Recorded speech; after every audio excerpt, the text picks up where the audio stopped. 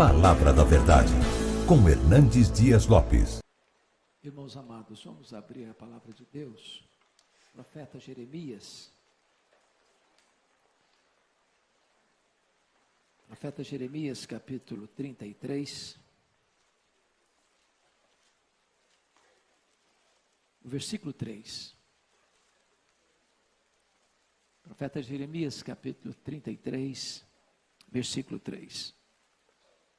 Diferentemente do que tem usado, normalmente expondo um texto, hoje eu não vou tratar de uma exposição, hoje eu vou tratar de um tema, de um assunto. Portanto, vou ler o texto para fundamentar o meu tema e buscar, em outras partes da Bíblia, fundamentação para isso. Nós chamamos isso de um sermão tópico. Então, peço que você leia comigo o versículo 3. Vamos juntos? Invoca-me e te responderei. Anunciar-te-ei coisas grandes e ocultas que não sabes.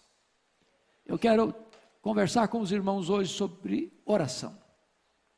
Oração. Não há cristianismo sem oração. Não há vida cristã sem oração. Não há famílias fortes sem oração. Não há igrejas vivas sem oração. Não há avanço missionário sem oração.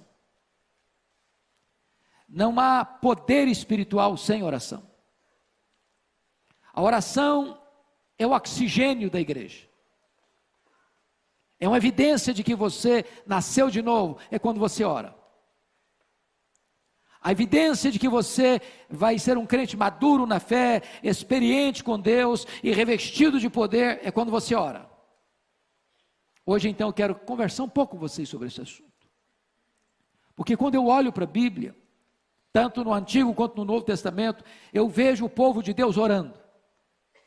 Eu vejo, por exemplo, Abraão intercedendo por Ló, que estava em Sodoma, uma cidade condenada.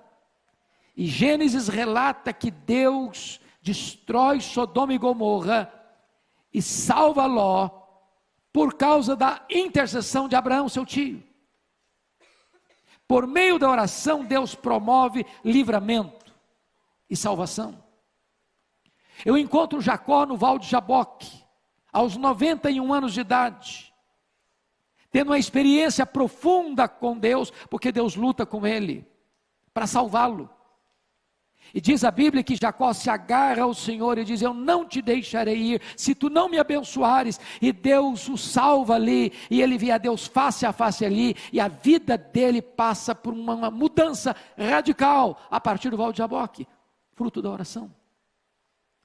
Eu vejo Moisés em Cades Barneia, no momento decisivo da história do povo de Israel, quando a ira de Deus se acendeu contra aquele povo rebelde no deserto, e diz a Bíblia que Deus se propõe a criar uma nova nação por meio de Moisés, e Moisés se coloca na brecha em favor do povo e diz: Senhor, perdoa o pecado desse povo, ou risca o meu nome do livro que escreveste, e Deus ouve a oração de Moisés e poupa aquela nação.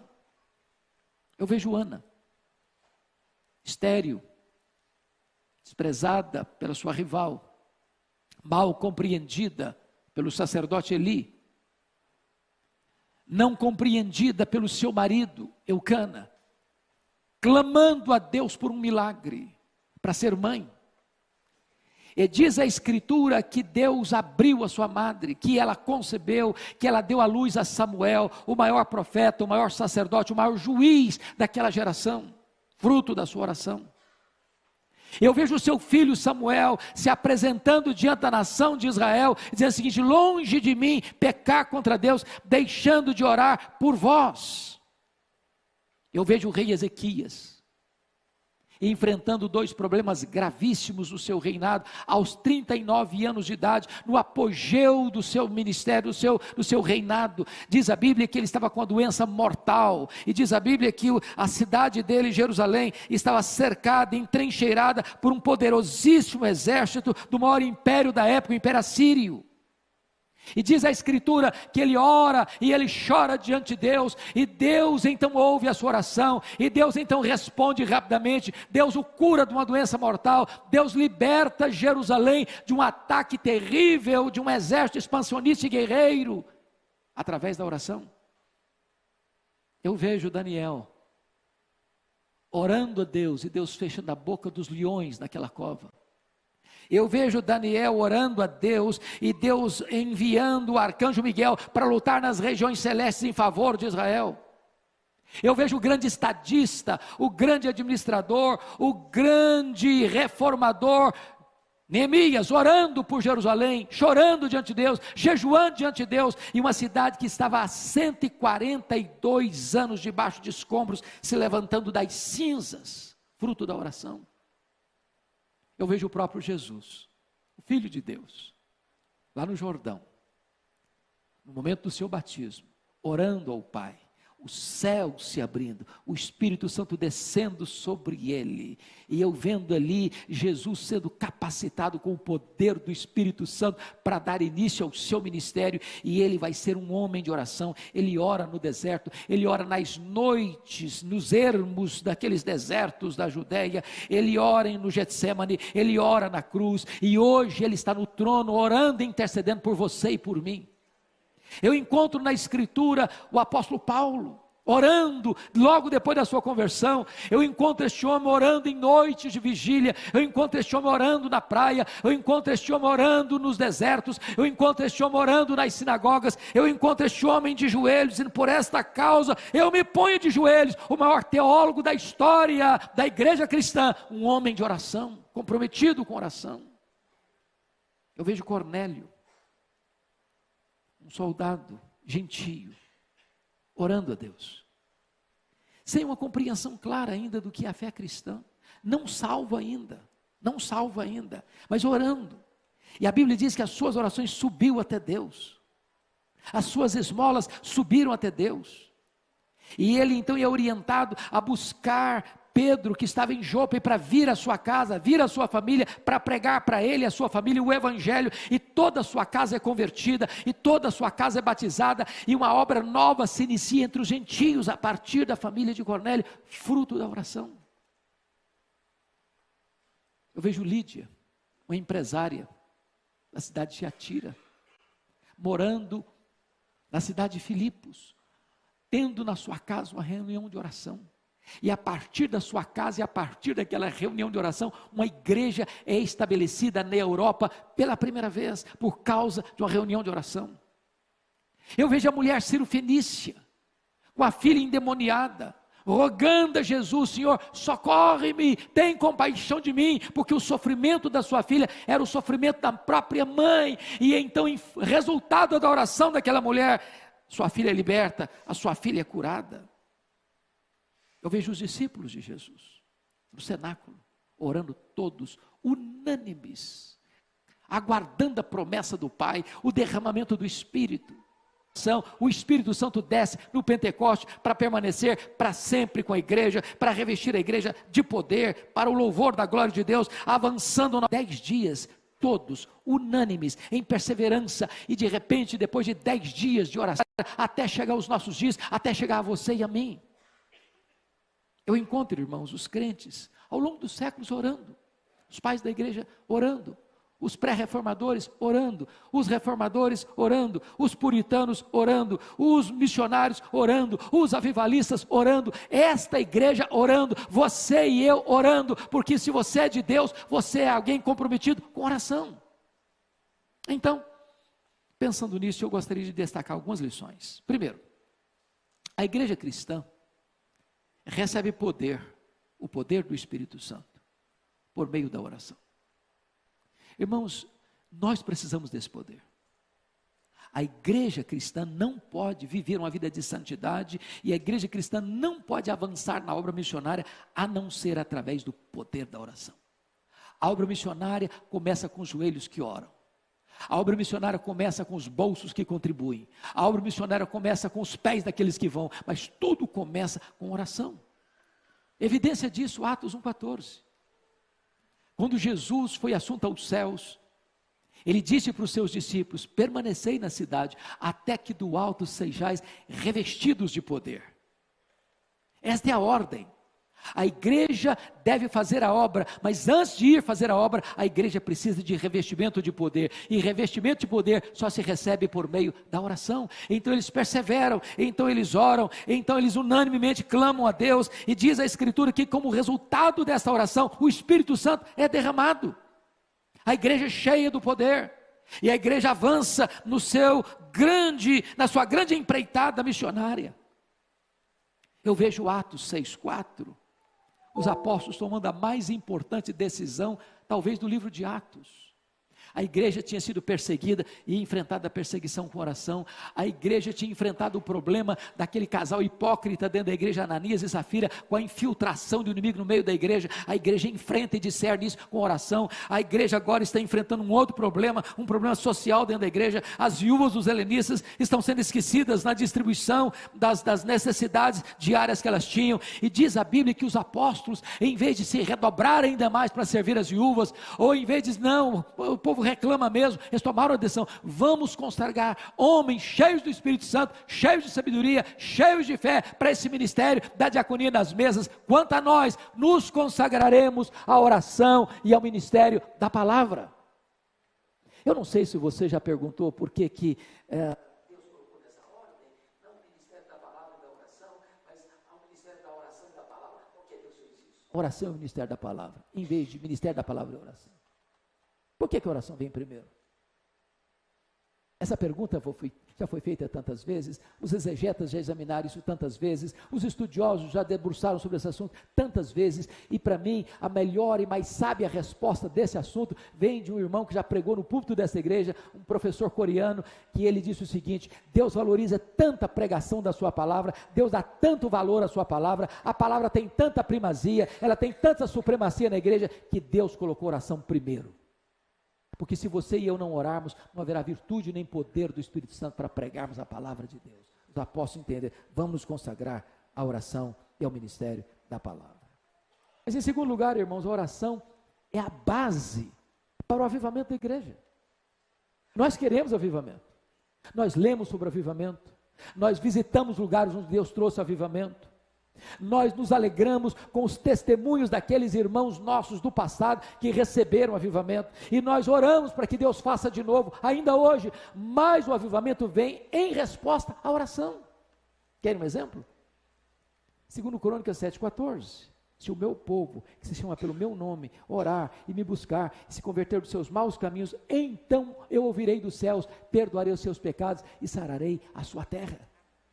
Querem um outro exemplo? Isaías 44,3, derramarei água sobre o sedento, torrente sobre a terra seca, derramarei meu espírito sobre a tua posteridade, e a minha bênção sobre os teus descendentes. Em outras palavras, Deus manda a água sobre o sedento, Deus manda as torrentes sobre a terra seca, Deus manda o seu espírito para uma igreja que tem sede dele, que quer a presença dele, que aspira a presença dele, que quer ver a manifestação da glória dele. E é quando a igreja ora, é quando a igreja tem sede de Deus, é quando a igreja aspira pela presença de Deus, é que Deus envia o poder do seu Espírito sobre ela.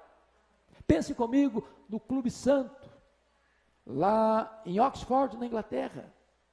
A Inglaterra estava uma igreja falida, fruto do racionalismo francês, do iluminismo europeu. Havia uma onda de ateísmo varrendo as igrejas, os pregadores não acreditavam mais na inerrância das escrituras, as igrejas estavam como que um vale de ossos secos, não havia vigor na igreja, não havia brilho nos olhos das pessoas, as igrejas se reuniam, mas não tinha gente nos bancos, os púlpitos completamente descomprometidos, pregadores pregavam sermões mortos para auditórios vazios e sonolentos, quando de repente Deus levantou um grupo de estudantes na Universidade de Oxford, para orar por avivamento. Lá estava John Wesley, lá estava George Whitefield, lá estava Carlos Wesley, e eles oraram, e eles confessaram os seus pecados, e eles buscaram a Deus, e eles choraram diante de Deus, e eles clamaram pelas madrugadas, e numa noite de vigília de 31 de dezembro de 1739, às 3 horas da madrugada, enquanto aqueles moços estudantes oravam, os céus se fenderam, Deus derramou sobre eles poderosamente o Espírito Santo, e este avivamento varreu toda a Inglaterra, centenas de milhares de pessoas convertidas, porque um grupo de estudantes começa a buscar a Deus em oração.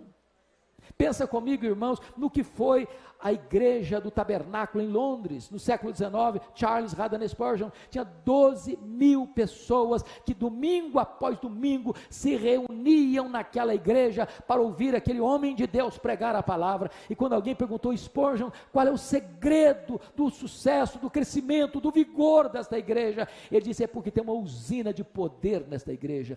Toda segunda-feira essa igreja se reúne para orar, derrama-se diante de Deus em oração. Todo culto, quando eu estou pregando aqui, tem um grupo de irmãos aqui embaixo, orando, clamando, chorando, rogando a Deus para que revista esta igreja com o poder do Espírito Santo. Meus amados irmãos, não há poder, não há avivamento sem oração. Eu tive o privilégio de visitar Quassisabanto, na África do Sul, onde houve um dos grandes avivamentos deste século passado, 1966, e eu confesso aos irmãos que eu nunca vi, foi a experiência mais marcante da minha vida, no que tange a ver um sinal de avivamento. Nunca vi tanto ambiente de santidade, de beleza, da graça de Deus, como vi naquele local. Mas como é que começou? Com oração, com choro pelo pecado, com clamor à presença de Deus, até que o Espírito Santo foi derramado, copiosamente, e os cativos foram libertos, e os enfermos foram curados, e os feiticeiros iam correndo, chorando, confessando os seus pecados. Eu vi ali um templo para 15 mil pessoas, numa fazenda, com 3 cultos por dia, e caravanas do mundo inteiro ver o que Deus estava fazendo ali, fruto da oração, Mas em terceiro lugar, a oração, irmãos, é a base para a restauração de uma nação. Leia a história, e você verá isso. E eu vou lhes dar um exemplo. Acho que todos vocês já ouviram falar de Edwin Orr. Edwin Orr talvez seja o homem que mais estudou sobre avivamento no século passado. Esteve aqui no Brasil, no centenário da Igreja Presbiteriana. Este homem escreveu vários livros sobre avivamento. Num dos seus livros, ele relata a crise financeira e econômica que se abateu sobre os Estados Unidos nos idos de 1850. Naquela época, os bancos estavam falidos. Naquela época, os empresários entraram em crise. Naquela época, as estradas de ferro também faliram. As fábricas fecharam as suas portas. Milhões e milhões de trabalhadores desempregados. Como é que aquela crise foi superada? Como é que aquele povo se ergueu? E Edwin Orr começa a fazer uma relação muito estreita com a oração que começou a surgir naquele país. E ele relata que no dia 1º de julho de 1857, um homem chamado Jeremias Lampier, um homem de negócios, assumiu o posto de missionário urbano em Nova York. A sua denominação estava perdendo milhares e milhares de membros todos os anos. E então ele imprimiu um folheto e distribuiu esse folheto na cidade de Nova York. E ele convoca então homens, comerciantes, falidos, gente que estava passando tanta amargura e tanta angústia para vir orar no hotel onde ele estava hospedado, no dia 23 de setembro de 1857. Na primeira semana, tinha 6 homens orando uma vez por semana com ele. Na segunda semana, 40 homens vieram orar com ele naquela sala de hotel. A partir dali, não era mais uma vez semanal, era todo dia. Em 6 meses, tinha 10 mil homens de negócios orando em Nova York por um reavivamento. E este reavivamento chegou e varreu toda a América. Mais de 2 milhões de pessoas convertidas. Como fruto deste avivamento é que o missionário Ashbel Green Simonton sai dos Estados Unidos, chega aqui no Brasil no dia 12 de agosto de 1859 para plantar a Igreja Presbiteriana do Brasil. A Igreja Presbiteriana do Brasil nasceu sob o signo do avivamento, fruto de oração, de oração, de oração. Mas ainda, irmãos, quarto lugar, a oração muda circunstâncias. Há coisas que a oração não muda, os decretos de Deus são imutáveis, mas há coisas que Deus só faz em resposta à oração. É por isso que Tiago diz assim: nada tendes, porque nada pedis. Deus é soberano e podia agir independentemente da igreja, ele podia agir sem qualquer oração, mas ele, sendo soberano, resolveu dizer e decretar que algumas coisas só vão acontecer se o seu povo orar. E eu vou lhes dar alguns exemplos. Quando Moisés, em campo de batalha, estava lutando, o exército de Israel lutando contra os inimigos, diz a Bíblia que enquanto Moisés mantinha os seus braços estendidos, o povo de Deus prevalecia na batalha. Se as mãos dele caíam, cessando a oração, o povo era vencido pelos inimigos. Enquanto você ora, Deus tem vitória para a sua vida. Enquanto você ora, os inimigos são derrotados na sua vida. Enquanto você ora, Deus dá vitória para você nos embates da vida. Enquanto você ora, Deus conduz você em triunfo. Deixa eu lhe dar um segundo exemplo. Quando o rei Ezequias, entrincheirado pelo exército assírio, ameaçou o rei, e eu queria que vocês entendessem um ponto importantíssimo. Foi no período do rei Ezequias em Judá, em Jerusalém, que esse mesmo império assírio, que cerca Jerusalém agora, entrou em Samaria e destruiu o reino do norte. As 10 tribos do norte foram destruídas, foram tomadas, foram escravizadas, foram dispersas. Ele derrotou aquelas 10 tribos do norte. Agora ele vem para as 2 tribos do sul, e entrincheira Jerusalém, o mesmo império, dominador, expansionista, guerreiro, sanguinário, e eles eram perversos, ninguém podia detê-los. E eles mandaram uma carta afrontosa para o rei Ezequias: renda-se, renda-se, nenhum Deus pode livrar você das minhas mãos. E diz a Bíblia que Ezequias pega aquela carta afrontosa, leva para a casa de Deus, expõe aquele problema na presença de Deus, e Deus diz: Ezequias, você não vai ter que lutar, esta luta é minha. E diz a Bíblia que naquela noite saiu um anjo do Senhor e feriu 185.000 soldados assírios, e Jerusalém foi liberta pelo poder da oração. Da oração. Diz a Bíblia em Atos 12 que Pedro está sentenciado de morte, preso, guardado em segurança máxima na prisão de Herodes, mas diz a Bíblia que havia oração incessante da igreja em seu favor. E Deus mandou um anjo, rompeu as algemas, atravessou os portões de ferro e libertou Pedro. Porque Deus pode o impossível quando o seu povo se prostra em oração. Deixa eu lhe dar um exemplo contemporâneo. Eu não sei quantos de vocês tiveram a oportunidade de ler um livreto que eu escrevi sobre mães intercessoras. Quem prefaciou aquele livreto foi Dona Eusa Lidório, mãe de Ronaldo Lidório. Ronaldo Lidório hoje, penso eu, é a maior expressão da obra missionária no Brasil e no mundo hoje. E a Dona Eusa conta uma história do que aconteceu com ele no prefácio desse livro. Ronaldo, acompanho desde a sua juventude, seu pai foi meu pastor, a nossa igreja, tanto aqui em Pinheiros quanto em Vitória, acompanha o ministério dele, e quando ele se formou no seminário de Recife, ele resolveu, antes de se formar no seminário de Recife, interrompeu os seus estudos e vai passar um período entre os Quechuas, no Peru, no meio do Sendero Luminoso. E havia um conhecimento real de que se alguns membros ou algum membro do Sendero Luminoso entrasse numa igreja e capturasse alguém, essa pessoa não sobreviveria. E ele está pregando numa igreja lá no Peru, entre os Quechuas. Quando homens encapuzados do Sendero Luminoso entraram dentro da igreja e pegaram o Ronaldo e o colega dele, botaram um capuz neles e saíram com eles por paredão de fuzilamento.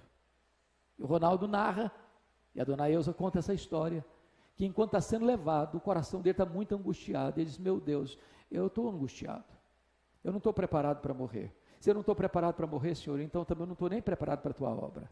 Então, se o Senhor me quer que eu morra, então o Senhor me dê paz para morrer. E se o Senhor me dê paz para morrer, eu quero dedicar-me ainda mais à obra missionária. E ele foi levado para o paredão. Quando ele estava no paredão para ser fuzilado, chega um carro fazendo muito barulho, e alguém fazendo muito barulho, e ele não entende o que estão falando, e pegam o Ronaldo e arrancam dali. Seu colega é fuzilado. Ele é poupado. Mas Dona Eusa conta que naquela madrugada, naquela noite, enquanto essas coisas estão acontecendo, ela sentiu um grande peso no coração. E ela se levantou da sua cama com esse peso. Meu Deus, eu não sei o que está acontecendo. Me dê discernimento. E ela não sabia o que estava acontecendo. Ela disse, meu Deus, isso tem a ver com o meu filho que está lá. Então o Senhor põe os teus anjos acampados ao redor dele. Então o Senhor o proteja, Senhor. E naquele momento em que ele está sendo liberto do paredão do fuzilamento, tem uma mãe orando de joelhos pelo seu filho. Deus é o Deus que responde a oração. Deus é o Deus que traz livramento em resposta à oração. Mas em quinto lugar, irmãos, a oração nos capacita a enfrentar também os grandes dramas da vida. Eu não sei que tipo de drama você está enfrentando, que tipo de luta você está enfrentando, que tipo de decisão importante na vida você tem que tomar. Deus responde e traz livramento e portas abertas para você em resposta à oração. Está lá no Salmo 50, versículo 15. Invoca-me no dia da angústia. Eu te livrarei e tu me glorificarás. Eu vejo Davi, essa é uma das cenas mais lindas da Bíblia. Davi está exilado em território filisteu. Seu sogro, rei Saul, quer matá-lo. E ele foge com 600 homens e as suas respectivas famílias. E é estabelecido na cidade de Ziclag. E de repente ele não está lá na cidade com seus homens, vêm os amalequitas. Eram os terroristas do deserto da época. Ninguém escapava das mãos daquelas pessoas. Eram os terroristas da época. E quando chegaram na cidade de Ziclag, botaram fogo na cidade. Feriram a cidade. Pegaram as mulheres, os filhos e as filhas e levaram todos cativos com eles. Quando Davi chega naquela cena, juntamente com seus homens, ele vê a cena, ele chora, até não ter mais forças de chorar. Os seus homens, aliados dele, se rebelam contra ele, querem matá-lo, por causa dos seus filhos e das suas filhas, que foram levados cativos. E naquela situação de desespero, de abandono, de oposição, diz a Bíblia, que Davi se reanimou no Senhor seu Deus, e caiu de joelhos, e orou, e disse, oh meu Deus, perseguirei o bando, alcançá-lo-ei. Em outras palavras, Senhor, eu vou deixar o inimigo tomar, me dar de goleada, eu vou aceitar passivamente a decretação da derrota, ou eu vou reagir. E Deus diz para ele, reage Davi, porque tudo que o inimigo tomou de você, você vai trazer de volta. E ele ora, e Deus muda o cenário, e eles entram na peleja, e derrotam o inimigo, e tomam de volta seus filhos, suas mulheres, e seus bens, fruto da oração. Mas deixa eu lhes dar um exemplo mais contundente, um exemplo de Jesus. Diz a Bíblia que quando Jesus entrou no Getsemane, depois de inaugurar a nova aliança em seu sangue, partiu o pão, entregou o cálice, ele cantou um hino, e desceu para o monte das oliveiras, onde estava o jardim do Getsemane, prensa de azeite. Ele sabia que aquela seria a noite da traição, ele sabia que aquela seria a noite em que ele seria preso. Ele sabia que naquela noite ele seria entregue nas mãos dos sacerdotes. Ele sabia que naquela noite ele seria cuspido e esbordoado. Ele sabia que naquela noite ele seria acusado, condenado à morte. E quando ele entra no Getsemane, ele deixa 8 dos seus discípulos para trás. E ele pega Pedro, Tiago e João e diz, vocês vêm comigo. E quando ele está com esses 3 discípulos mais achegados, ele abre o coração para eles e diz assim, a minha alma está profundamente triste até a morte, ficai comigo, vigiai comigo. E diz a Escritura que ele sozinho avança para o interior do jardim, e lá ele prostra-se com o rosto no chão, e ora e chora, e ora e chora, e ora e chora, e diz, Pai, se possível passe de mim este cálice sem que eu beba, mas se não seja feita a tua vontade. Ele faz uma vez, ele faz 2 vezes, ele faz 3 vezes, ele alaga aquele chão com as suas lágrimas e com o seu sangue, mas quando ele se levanta dos joelhos, não tem mais angústia, a angústia foi embora. Ele se levanta forte, firme, resoluto. Ele enfrenta os homens que vêm prendê-lo, armados até os dentes, e é ele quem se apresenta e pergunta, quem buscais? A Jesus o Nazareno, pois sou eu, e caíram por terra. Ele enfrenta agora o sinédrio sendo cuspido e sendo esbordoado, e está firme como uma rocha. Ele enfrenta o pretório romano, Pilatos com a sua covardia, firme como uma rocha. Ele caminha pelas ruas de Jerusalém, as mulheres choram, e perguntam, por que vocês estão chorando por mim? Não chorem por mim, chorem por vocês, chorem pelos seus filhos. Ele é pregado naquela cruz, e transforma aquele patíbulo de horror num palco da glória de Deus e da nossa salvação. Não tem mais angústia, vencida na oração, na oração. Mas eu quero concluir. A oração é o instrumento que Deus dá aos pais e às mães para ver os seus filhos de pé, sendo usados por Deus. Eu vejo uma mãe como Susana Wesley, que tinha 19 filhos, e que durante a sua vida, 1 hora por dia, a porta do quarto era trancada, e os seus filhos sabiam que não podiam interrompê-la. Ela estava de joelhos em favor dos seus filhos. Essa mulher deu ao mundo um dos grandes avivalistas da história, John Wesley. Eu vejo Mônica orando por Agostinho, um homem devasso, muito culto, professor de oratória, vivia na promiscuidade. E como fruto das lágrimas e das orações da sua mãe, ele não só é convertido, mas é transformado no maior expoente da igreja do 5º século. Eu vejo Abraham Lincoln, um grande estadista americano, afirmar: um filho que tem uma mãe que ora por ele, nunca é um filho pobre. Eu vejo um pastor batista, com o pastor Tim Simbala, vendo a sua filha primogênita, adolescente, sair de casa, querendo curtir os banquetes do mundo, e o pai chorando em casa. E alguém ligando para ele diz: desista dessa menina, desista dessa filha, ela não está nem aí com você. Ele diz: não posso abrir mão da minha filha, eu não posso desistir da minha filha. E então a igreja ora, e a igreja chora, e a igreja clama por ela, e Deus vai ao encontro daquela menina, desperta o coração dela, e ela volta quebrantada em lágrimas, de volta para casa, de volta para a igreja, de volta para Deus.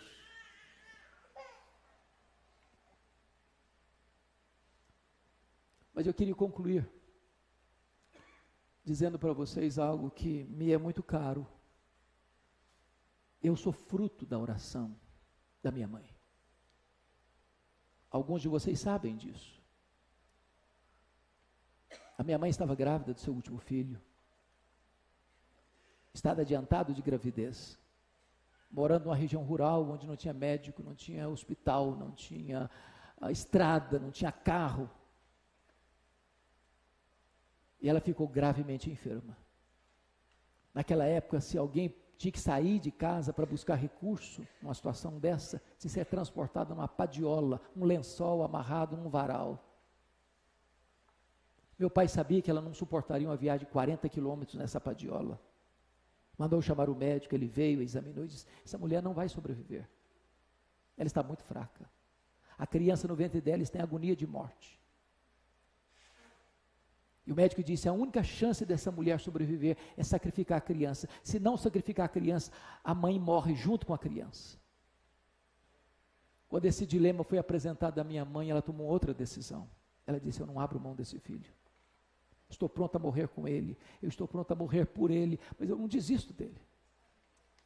E ela, que era uma mulher rural, simples, praticamente analfabeta, caiu de joelhos, diz: meu Deus, se tu poupares a minha vida, se tu poupares o meu filho, eu quero consagrar esse filho para ti, para ser um pastor, para ser um pregador do evangelho. Deus ouviu a minha mãe, e eu nasci na roça. Fui calçar meu primeiro par de sapatos com 8 anos de idade. Saí de casa com 12 anos, na carroceria de um caminhão, para estudar, morando num barraco de tábua, dentro de um mangue, do lado de um prostíbulo. E a minha mãe nunca me contou esse propósito com Deus, porque não queria que eu fosse influenciado para o seminário. Meus sonhos eram outros. Até o dia que Deus botou a mão sobre mim, me chamou para o ministério. E eu entendo, irmãos, que não tem nada mais sublime neste mundo do que ser pastor, que ser pregador do evangelho. Se eu tivesse 10 vidas, gostaria de usá-las todas para a obra de Deus. Mas uma coisa me marcou profundamente, pastor Ival, no final da vida da minha mãe. Ela já estava muito enferma. Foi a última vez que eu a vi. Ela me chamou à parte e disse: meu filho, nesses anos todos, eu nunca deixei de me levantar da minha cama de madrugada e dobrar os meus joelhos e orar por você, para que Deus levantasse você, para que Deus capacitasse você, para que Deus desse graça a você para pregar a palavra de Deus. Eu abracei minha mãe, chorei com ela. Disse: mamãe, só está me ensinando a lição mais importante da minha vida. A senhora está me ensinando que de fato um filho não é pobre se tem uma mãe que ora por ele. Deus responde a oração de uma mãe, de um pai. E Deus levanta os seus filhos para serem bênção nessa geração. Nós precisamos conhecer o Deus que tem poder e o Deus que responde às orações do seu povo. Porque todo aquele que invocar o nome do Senhor será salvo. Como, pois, invocarão aquele em quem não creem? E como crerão naqueles de que não ouviram? E como ouvirão, se não há quem pregue? E como pregarão, se não forem enviados? Como está escrito: quão formosos os pés dos que anunciam o evangelho de paz, dos que trazem alegres novas de boas coisas. Mas nem todos têm obedecido ao evangelho, pois Isaías diz: Senhor, quem creu na nossa pregação? De sorte que a fé é pelo ouvir, e ouvir pela palavra de Deus. Romanos capítulo 10, versículo 13 ao 17.